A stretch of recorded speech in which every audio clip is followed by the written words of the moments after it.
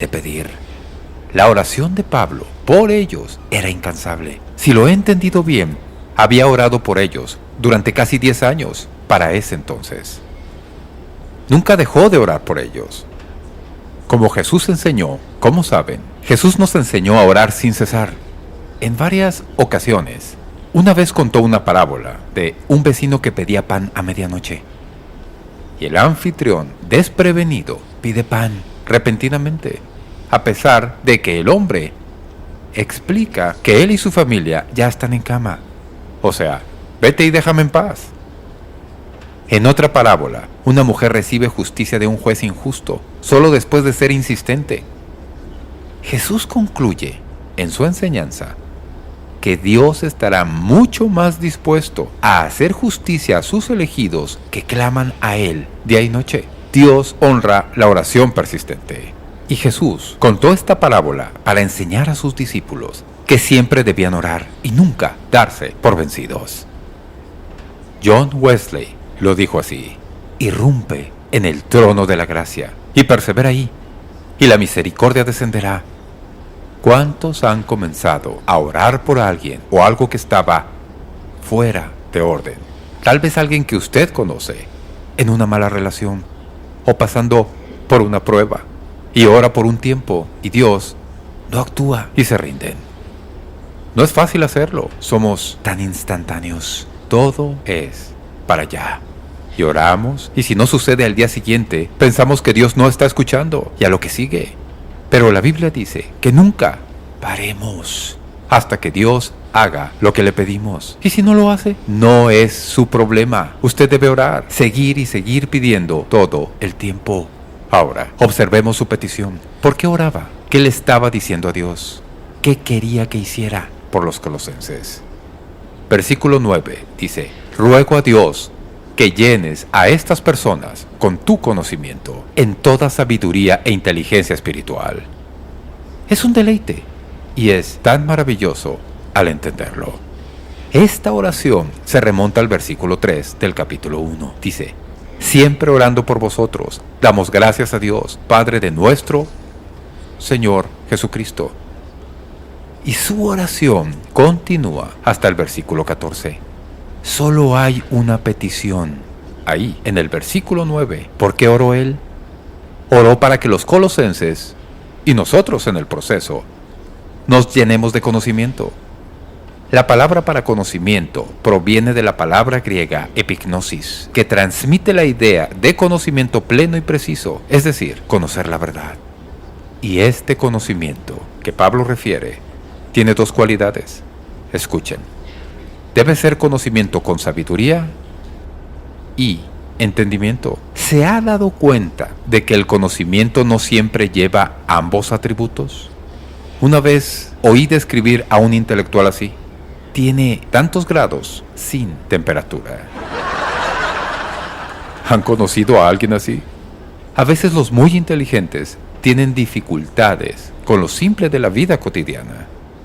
Hace poco leí un artículo que pedía a los lectores que dijeran lo más tonto que alguien muy inteligente hiciera. Interesante. Alguien dijo: mi cuñado es muy listo, pero un día empezó a bañar a su hijo y no lograba cerrar el grifo. Asustado, llamó a un plomero, pidiéndole que viniera rápido, y el plomero se limitó a decirle: solo tires el tapón.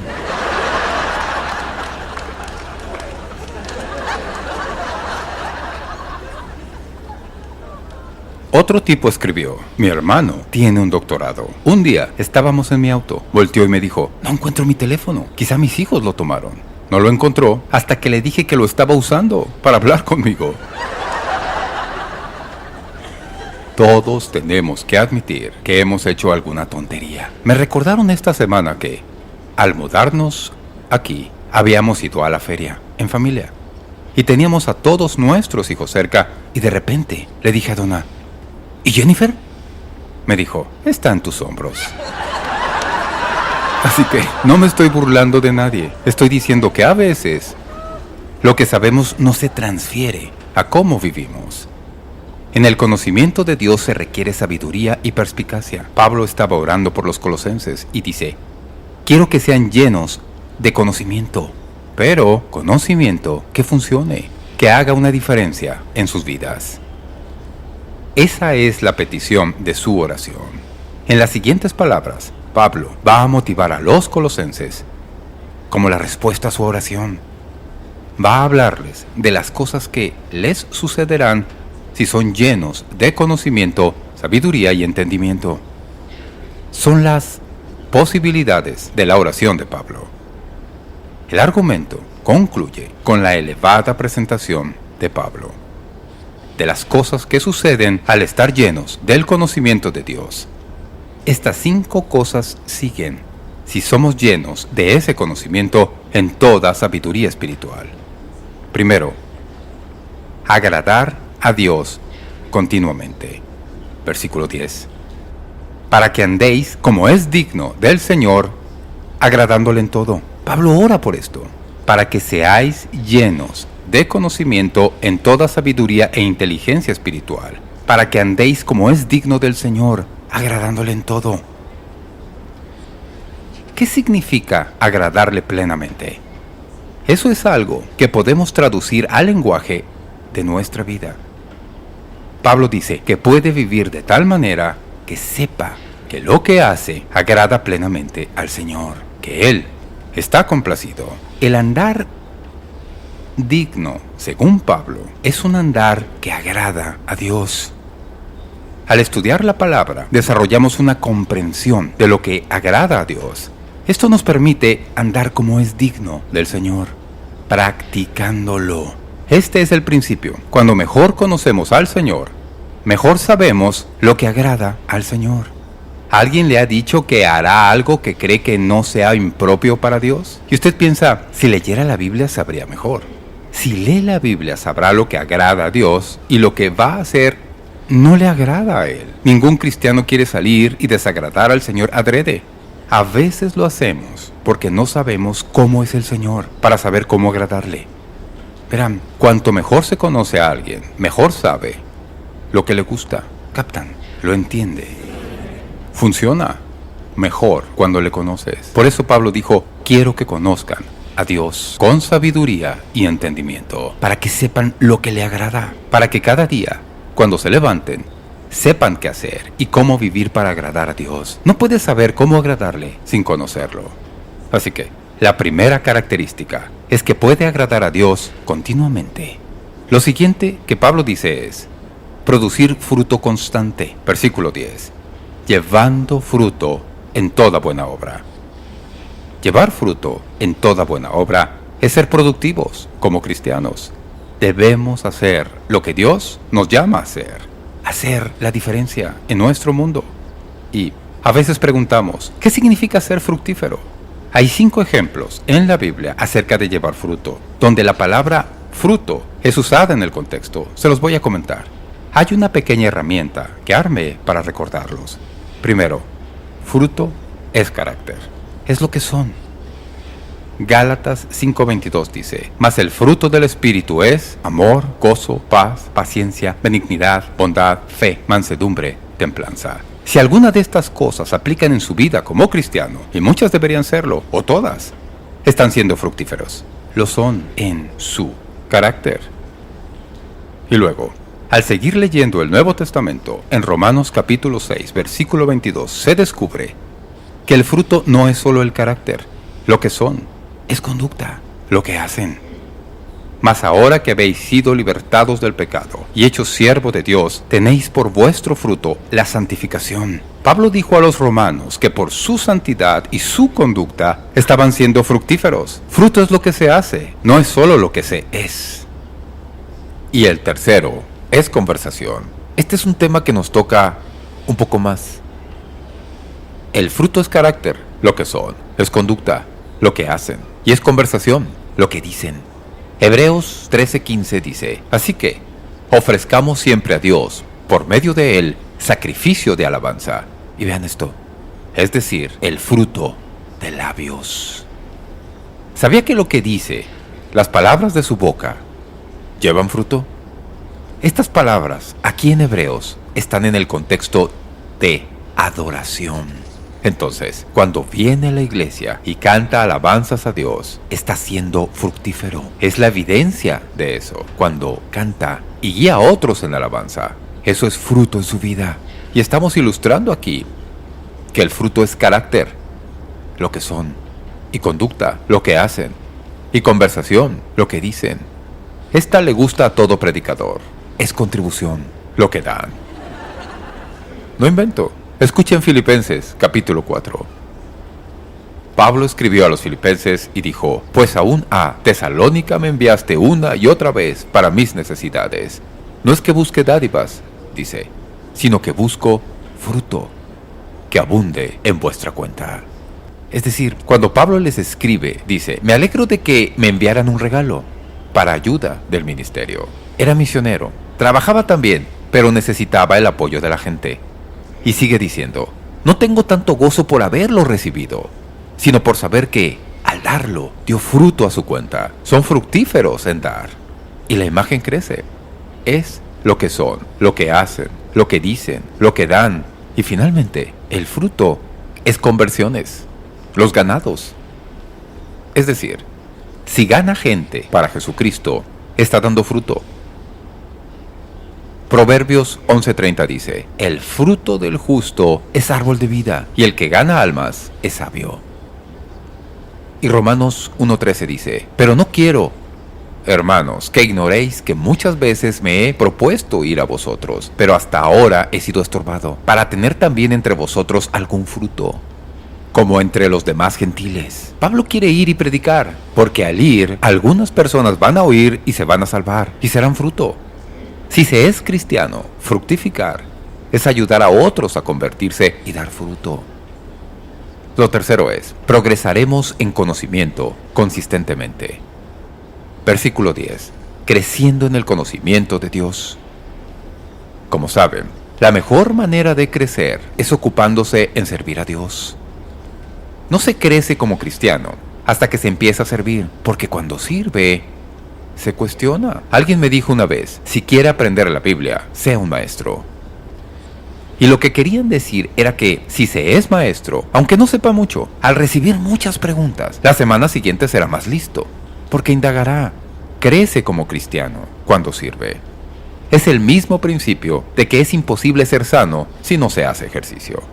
Cuando les animo a servir, no solo es que necesitamos que vengan y nos ayuden, pero además, una de las claves para su vitalidad espiritual y su crecimiento es servir.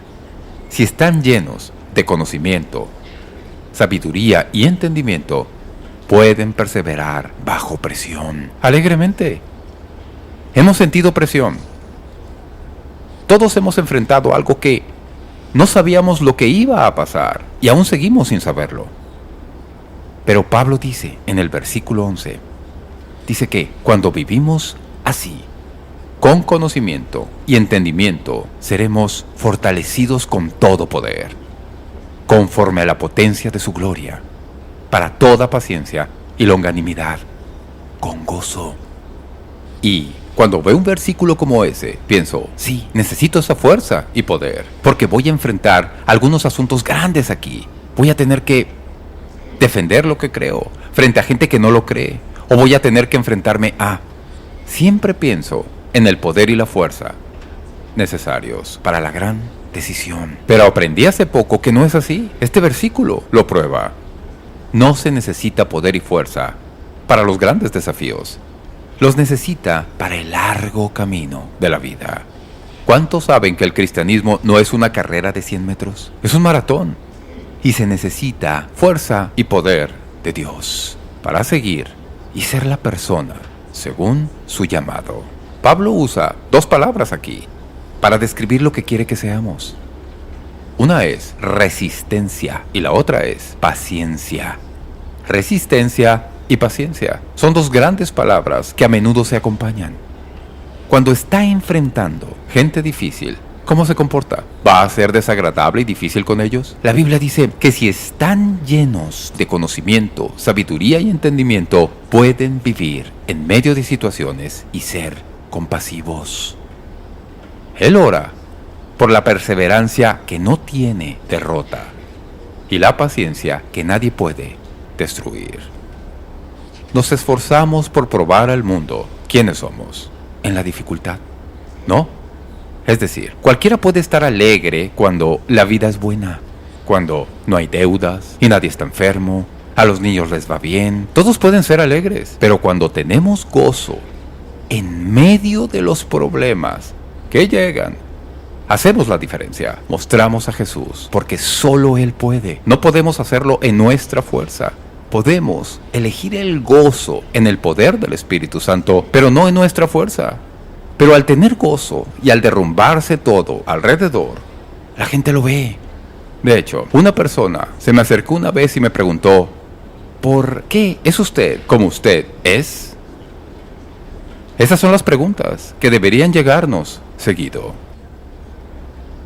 Y podemos agradar a Dios continuamente, producir fruto constantemente, progresar en su conocimiento, perseverar bajo presión, alegremente. Y la última, alabar a Dios correctamente. Versículo 12. Dando gracias al Padre.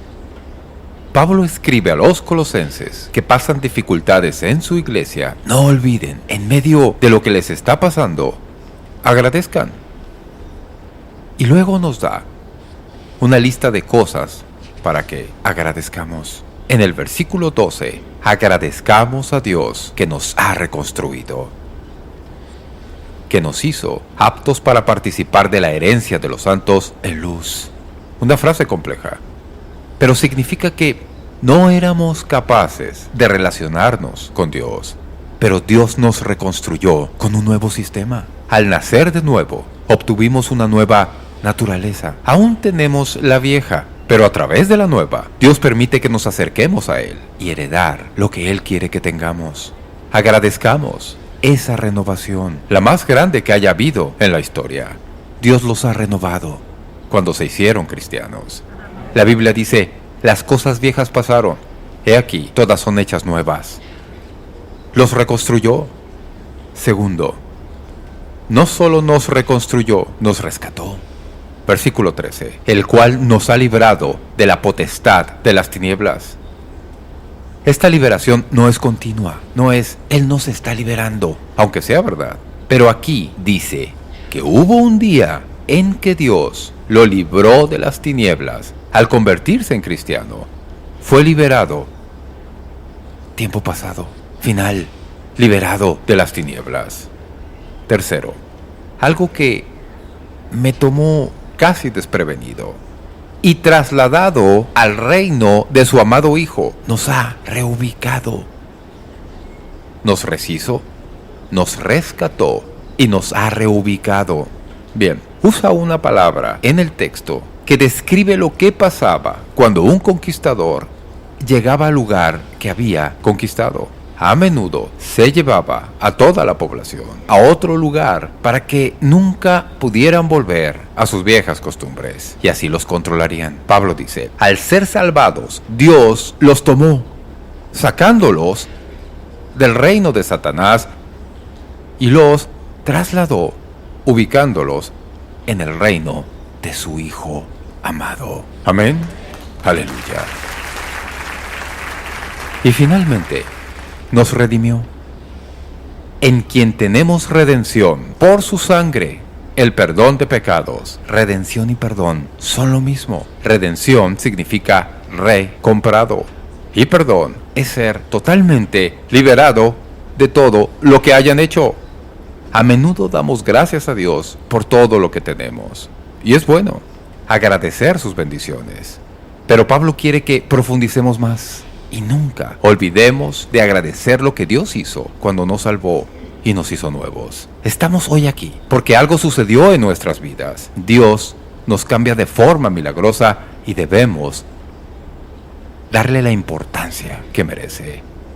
El autor Jared Wilson tiene un libro llamado Despertar del Evangelio. Para Wilson, esto significa que atesoremos a Cristo aún más y disfrutemos de su poder al conocerle mejor. Así es como capta esta idea, con una gran ilustración. Imagine que conduce y su auto se detiene en un cruce de tren. Está nervioso mientras intenta volver a encender el motor, pero aumenta el temor cuando ve un tren que viene a lo lejos. La bocina del tren suena. Este va frenando, pero se está acercando y viene muy rápido. Pasa de intentar arrancar el auto a tratar de quitarse el cinturón de seguridad, pero el miedo le engarrotó las manos y el tren avanza rápido y sabe que lo va a atropellar. Allí está, de repente y por detrás. Un hombre viene en su camión detrás de usted. Ha decidido embestir el auto fuera de las vías. Incluso cuando él es destruido por ocupar el espacio en el que usted estaba. Eso es lo que Cristo hizo por nosotros. Usted sale del auto, temblando y asustado. Está conmocionado por ese sacrificio y agradecido, como nunca lo ha estado antes. Hay una gratitud en su corazón, emocionado por seguir con vida. Aunque lamenta por lo que le pasó a quien le salvó, está tan contento de estar vivo. Está mareado, así que se sienta en el maletero y mientras saca el móvil del bolsillo para llamar al 911, oye un sollozo desde el maletero. No sabía que al salir de casa, sus hijos jugaban al escondite y su hijo menor se había escondido en el maletero. Al abrirlo frenéticamente, descubre que está milagrosamente ileso. De repente se da cuenta de la magnitud de la pérdida que casi sufre. Su gratitud, su asombro, su perspectiva de la vida da un gran salto adelante. Esa es la diferencia entre el despertar evangélico de la conversión y el gran despertar que se produce más tarde en la vida.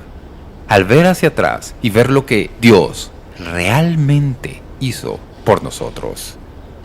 Cuando Dios los salva y los trae a su reino, Él los redime de verdad. No lo olvide. Que al ver hacia atrás vuelva a llenarse de la grandeza del Evangelio. Alégrese de quién es en Cristo. Piense en todas las cosas que no serían si Cristo no hubiera cambiado su vida. Y desarrolle gratitud. Pablo fue el hombre más feliz de la tierra por ser agradecido. Nunca olvidó lo que le pasó en el camino a Damasco. Nunca olvidó que antes perseguía a cristianos y por gracia de Dios fue predicador a cristianos. Y su vida siempre emana gratitud. Con todo lo que está pasando alrededor, tanto de lo que podemos quejarnos. Pero en realidad no debemos hacerlo. Al tener a Jesús, lo tenemos todo. Con la salvación, no solo tiene el pasado arreglado y el presente, sino que sabe a dónde va. Y en algún momento, Jesús volverá y nos llevará al cielo. Qué linda manera de vivir, con esa gratitud en nosotros. Así que, mi oración para ustedes hoy es la de Pablo. Que sean llenos de conocimiento en toda sabiduría espiritual. Y todas estas cosas que Pablo dice que sucederán